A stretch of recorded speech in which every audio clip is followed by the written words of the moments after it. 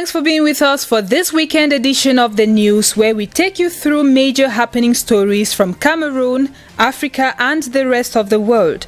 As always, let's begin with Cameroon.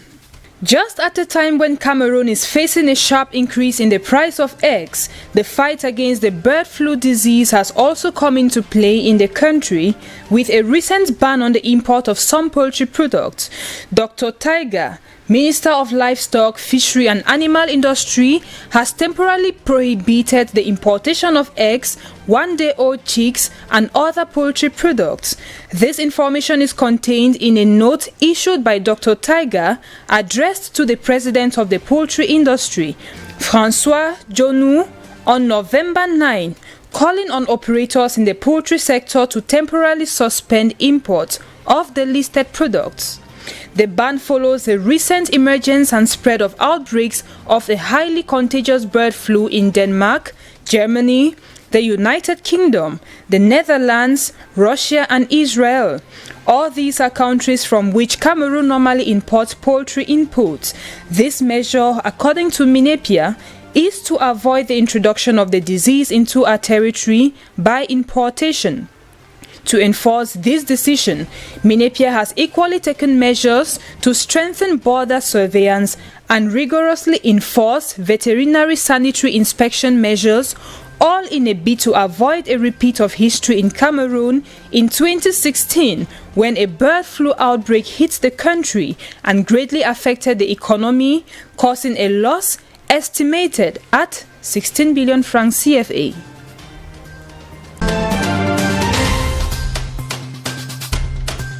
The Cameroon government has placed a ban on the importation of eggs, one-day-old chicks and other poultry products in a bid to avoid a repeat of history in Cameroon when a bird flu outbreak hit the country in 2016, causing a massive economic loss estimated at 16 billion francs CFA. The reason for the temporary prohibition is the recent emergence and spread of outbreaks of a highly contagious bird flu in Denmark, Germany, the United Kingdom, the Netherlands, Russia and Israel, all countries that normally supply Cameroon with poultry inputs. This move from the Ministry of Livestock, Fishery and Animal Industry can be seen as a good preventive measure, but Cameroonian traders in the poultry sector have received the news as a big blow to their business. They fear that it will definitely mean a drastic fall in the supply of poultry products, especially considering that local fowls produce less than national demand. Some decry the fact that poultry farmers were not informed of the decision until it was made official, thus not giving them the chance to prepare for it. Nevertheless, others appreciate the preventive measure as proactive to save Cameroon from a bird flu and its drastic consequences on the sector. The challenge now remains for Cameroon poultry farmers to step up production, especially in view of the approaching festive period of December, where the demand is always the greatest.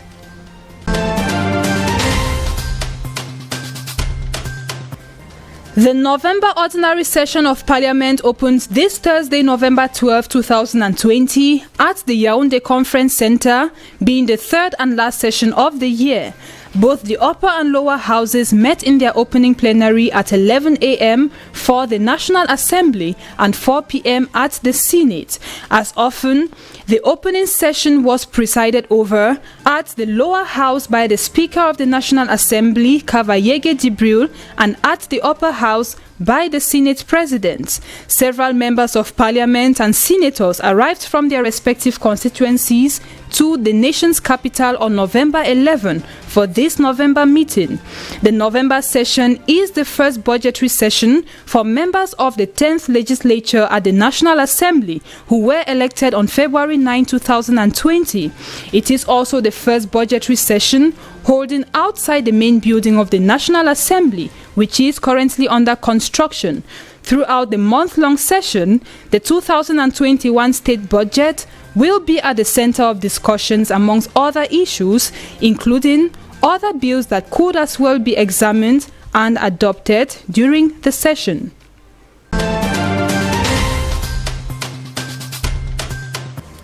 In prelude to World Diabetes Day observed on November 14, healthcare workers in the Douala General Hospital have adopted sensitization and free screening as their way to mark the day.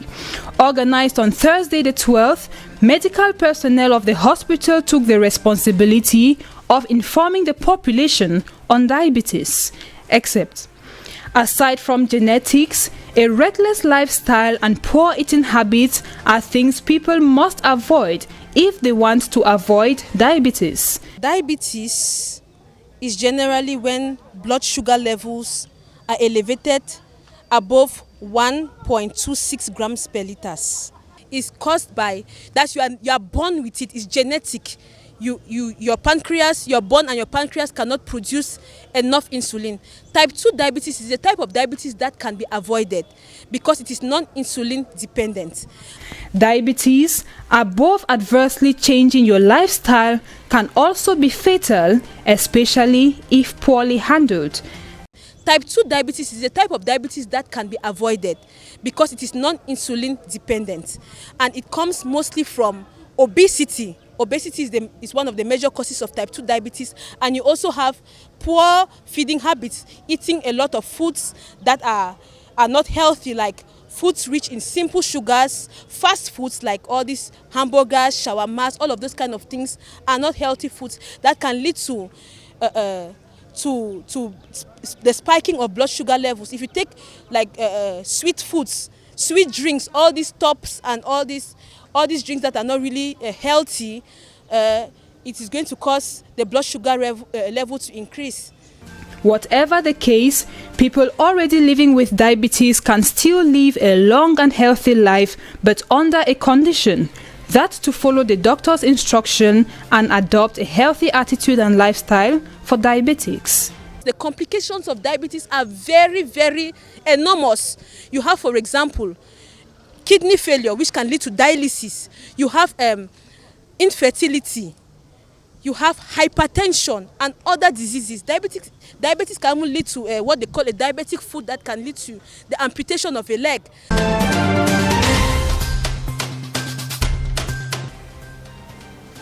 Arriving in Cameroon on the 3rd of October 2020 on board a special flight from France, 165 pregnant heifers of the Montbéliard breed acquired by Cameroon government through Menepia have since begun their climate adaptation phase at the Lugere Breeding Center in Mayoluti division of the North region. In the center, an important device consisting of 3 quarantine stalls with a capacity of 60 seats each and equipped with all amenities to offer these high-yielding dairy cows a comfort to facilitate their adaptation. To care for them, 12 permanent staff, 6 seasonal and 3 night guards are permanently at the service of the 165 heifers, which have also adapted to the local diet. They now love Lugere's fibrous hay and the cotton caucus that they have consumed every day in large quantities. This is proof of the success of transitional phase in their diet. In a few weeks, Cameroon will have its own first Montbéliard heifer breeds. Then, the redistribution to breeders will follow, breeders who will benefit from technical support provided by Prodel. Will be distributed to the beneficiaries, and those beneficiaries must be prepared to manage them, and the Prodel have prepared courses about it. They need to have all the infrastructure as this one. They need also to have feed and water. A follow-up on Ethiopia-Tigray region conflict. Ethiopia's parliament has appointed a new head of the Tigray region, Prime Minister Abiy Ahmed announced on Friday. Mulu Nega, 52, was appointed as Chief Executive of Provisional Administration of Tigray National Region, replacing Debretsion Gebremichael. This comes after federal forces pressed a military offensive against leader of the northern region, whom the government accuses of treason and terrorism. On Thursday, Ethiopian parliament deprived Debretsion Gebremichael Gebre Michael, who was elected in September and leads the Tigray People's Liberation Front, of immunity from prosecution. State media later reported that arrest warrants had been issued against Debretsion and other TPLF leaders for endangering the country's existence and for trying to erode the constitution. Meanwhile, Amnesty International said on Thursday that scores of civilians were killed in a massacre in the Tigray region that witnesses blamed on forces backing the local ruling party. Amnesty International said it had digitally verified gruesome photographs and videos of bodies spread across the town or being carried away on stretchers. It equally called on TPLF commanders and officials to make clear to their forces and their supporters that deliberate attacks on civilians are absolutely prohibited and constitute war crimes. Thousands of Ethiopians already have fled across the border into neighboring Sudan, and the UN is sounding an alarm about a humanitarian crisis in Tigray.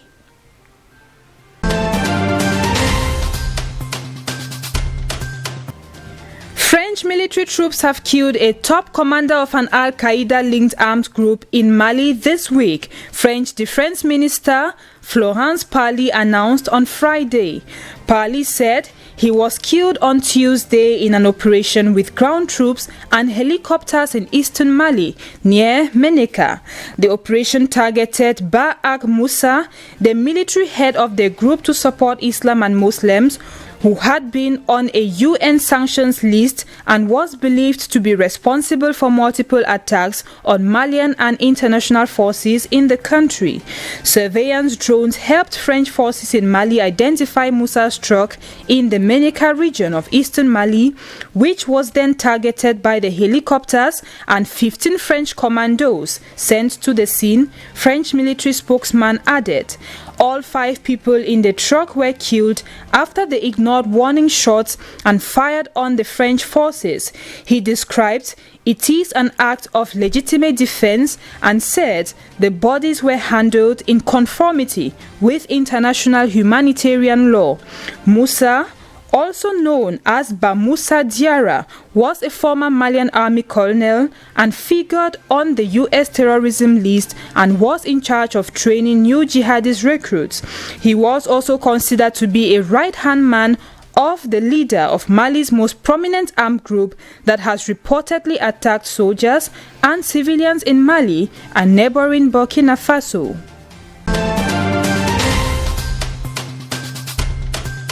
More tragedy occurs on the Mediterranean as at least 74 migrants are reported by the United Nations International Organization for Migration to have drowned in a shipwreck on Thursday off Libya's coast.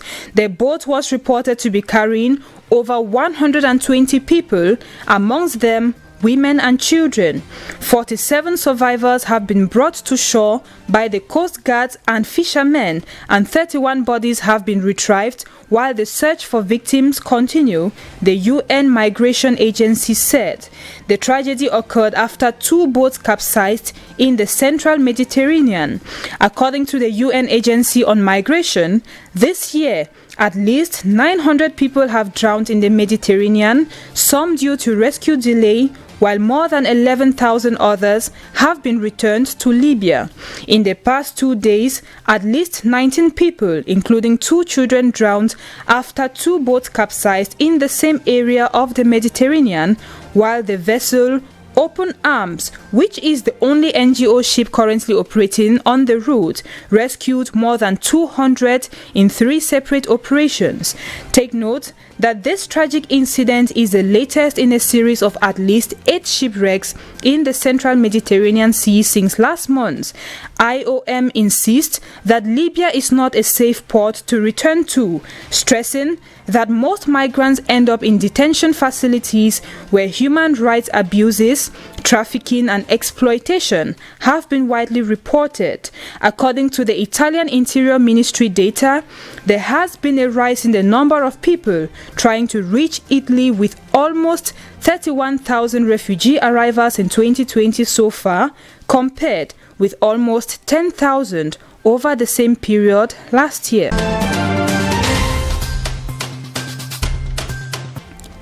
In the U.S. presidential election results, there is no evidence of compromised ballots or corrupt voting systems, election officials said on Thursday. The statement came on the heels of renewed and baseless claims of manipulation from President Donald Trump, who refuses to accept President-elect Joe Biden's win, accusing the system of poisoning democracy. Senior U.S. federal and state election officials, as well as election observers, rejected President Donald Trump's claims of fraud, adding that the November 3 election was the most secure in American history. The statement was signed by the heads of the National Association of State Elections Directors and the National Association of Secretaries of State, the officials who manage elections at the level of the state, and by the chairman of the U.S. Election Assistance Commission. Mr. Trump claimed that 2.7 million votes from him had been deleted, launching a chain of legal challenges in key states. He equally added that hundreds of thousands of votes had been switched from him to Biden in Pennsylvania and other states. Republican legislators, such as Senate Majority Leader Mitch McConnell, have stood firm with Trump by supporting his refusal to concede and backing his legal challenges. Whatever the case, without a General Services Administration approval, transition funds and other resources, including access to intelligence briefings, cannot flow to Biden and his team. And in South America, Peruvians have taken to the streets in protest after the country's president, Martin Vizcarra, was impeached over allegations he received bribes, an accusation he denies. Protesters clashed on the streets of Lima on Thursday night with riot police who fired tear gas to disperse the crowds. Some of Mr. Vizcarra's supporters have labeled his ousting as a coup. On Monday, Congress voted to impeach Mr. Vizcarra over allegations he handed out government contracts in return for bribes. Vizcarra, a politically unaffiliated centrist, is quite popular with voters. Following his impeachment, unrest occurred as the Speaker of Congress, Manuel Moreno, was being sworn in as the country's interim president. The clashes and other more peaceful protests in the capital and other cities are piling pressure on a Congress and a new government of Manuel Moreno, who has called for calm as police and protesters clash in the streets. Mr. Vizcarra previously said he would accept the impeachment vote, not take any legal action, and leave the presidential palace. But on Tuesday, he questioned the legality and legitimacy of his removal. While protests are ongoing, there are concerns of growing political crises as Peru faces a severe economic downturn brought on by the coronavirus pandemic. It is on that note that we draw the curtains for this weekend edition of the news. Thanks for watching. Do well to stay on DBS TV and enjoy your weekend.